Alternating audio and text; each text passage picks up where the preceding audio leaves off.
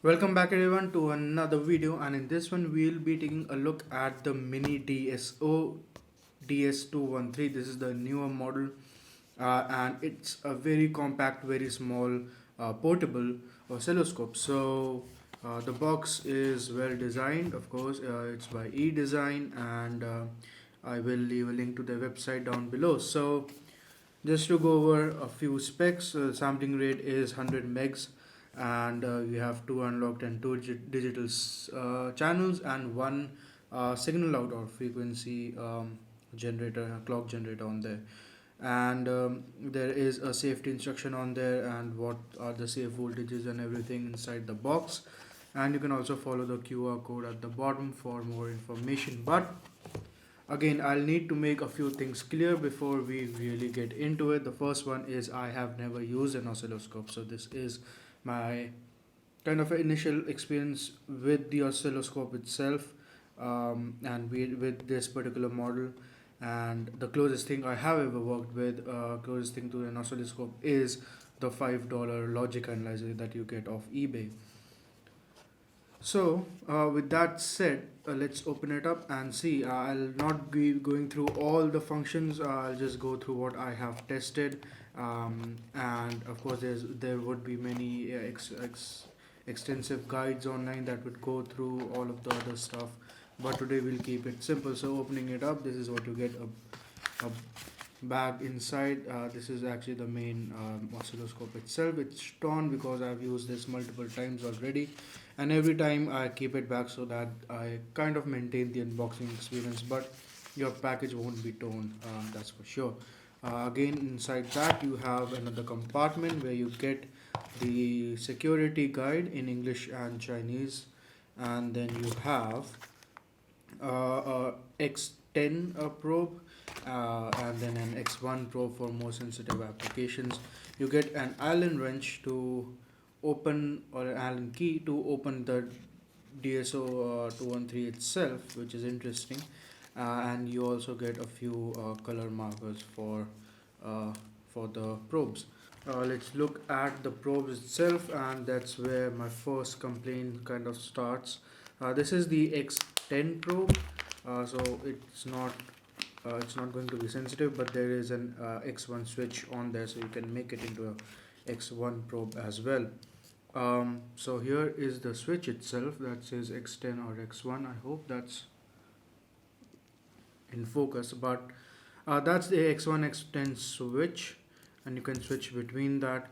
And this is your probe itself. It's a hook, and then if you take that off, you have a very fine pin. So this end is fine. This is what I like. It's up to quality according to me. Again, I have not used it on the oscilloscope, but the ground pin is where I have issues with it. It's just not um, small enough, and a lot of the times you're working with boards that don't have that large of a ground pin, so the clip that can hold on to it properly, and that makes things difficult. That means you have to have another pin on there, and then the other pin goes and attaches to the actual ground pin. And it would be nice just to have this kind of removable, and have other pin options, like we have with this probe, maybe a finer pin on the ground one as well. So that's the first bit I have to complain about. It's actually not the full size plug. I'm not sure what those are called, but this is kind of a miniature one, not the ones that you find on bigger oscilloscopes. And this is that. So this, of course, I've worked with a lot. It was open. There's nothing. This usually has a cap. There was no cap on there. This is the X1 probe. I haven't opened this yet because I'm not really working with that sensitive of a product. So again, same thing. You get another one of the sets of colored rings, and you also get the probe itself. So this is how it comes out. Again, uh, neatly bundled all together, and we have the probe cap, or the connector cap here, and then the same ground lead, which kind of bugs me a little bit. This alligator clip style is fine. A lot of people do prefer that, but I've worked with a few boards that don't really have any space for me to clip these, and which we'll see in a bit because I have a couple of boards I'm going to try this thing on. And again, the same thing, you have a smaller, a finer pin on this one, and then you have your larger hook. So those are the probes, pretty decent apart from the alligator clip. This is the safety instruction. I hope this says something about the voltages, and please use 5 volt 500 mA or above adapter for the board itself to charge it, and other things, operating stuff. Yeah, it doesn't really mention the voltages, which I am kind of um, I think it's on the back of the oscilloscope because I remember reading it. So the main oscilloscope itself, opening it up, and here it is. So yes, it's at the back, very fine warning saying channel A and B, which are the analog channels, are plus minus 40 volt AC max, and the C and D channels, that are the digital channels, are plus minus 5 volt max. So which is pretty neat. You can see a Creative Commons one, so this is kind of an open source oscilloscope. That is what they advertise it with. And for the older models that have been released for a while, I can see a lot of third-party firmware already being available, which is always nice. So you can have much more function than the default firmware provides. And this is the main screen. You have your tiny little screen protector, which I completely plan on just having it here until it completely rips apart or does not look good on the video later on when you power it up. You have your select scroll wheels here, 4 option switches. You have your 2 analog channels here, your frequency gen output here, and you have your digital channels here, your USB to power it up and attach to a system, because this has internal storage as well, 8 megabytes, and we'll talk a bit more about internal storage later on. And then your on off switch. So let's power it on. There it is, and there it is. So here is what the DS213 is on paper. It's a 5-track 4-wire universal electronic engineering task digital storage oscilloscope based on the Cortex ARM M3. So that's the main controller on board that will do stuff like user interface, display and keys and stuff like that, most of the software stuff.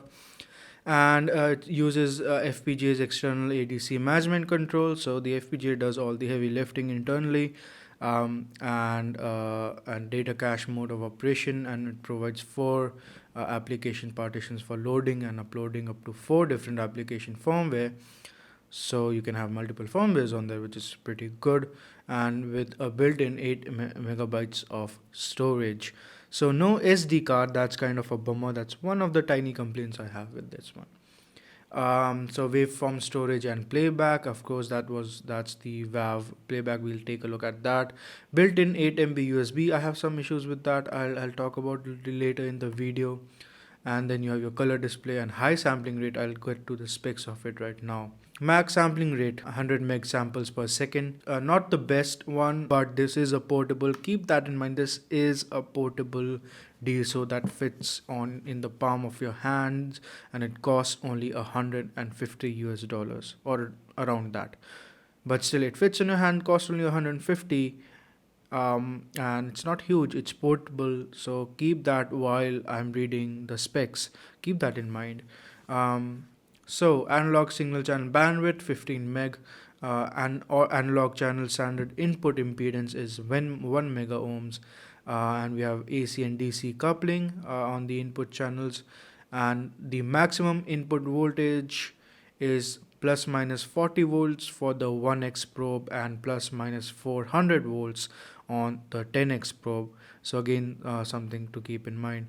The 1x one is a bit more sensitive. On the horizontal scan time base range, we have 100 nanoseconds per division to 1 second per division, and on the analog channel we have 10 millivolts per division to 10 volts per division sensitivity. and digital standard input impedance is 100 kilo ohms, and a digital channel maximum input voltage is 5 volts, as we'll see later on. We have edge trigger with the pulse width trigger as well, and then we have auto, normal, and slow. A couple of other things: the signal source 0 hertz to 8 megahertz square wave, and 10 hertz to 20 kilohertz for sine wave, triangle wave, and sawtooth wave. We have a built-in 1000 mAh battery, so that will last you very long. I'm sure the device doesn't consume a lot of power. And then you have a 240 by 400 resolution TFT display on there. And then again the U disk, or the internal 8 megabytes of storage. So with the specs out of the way, this is now, as I can see, available on Seed Studio for 160 US dollars. I'm not sure if they are the official retailers, but Seed Studio has a pretty good record. It's also on AliExpress for about the same cost, and on many other platforms. So this is interesting. All right, let's take a look at the main product itself.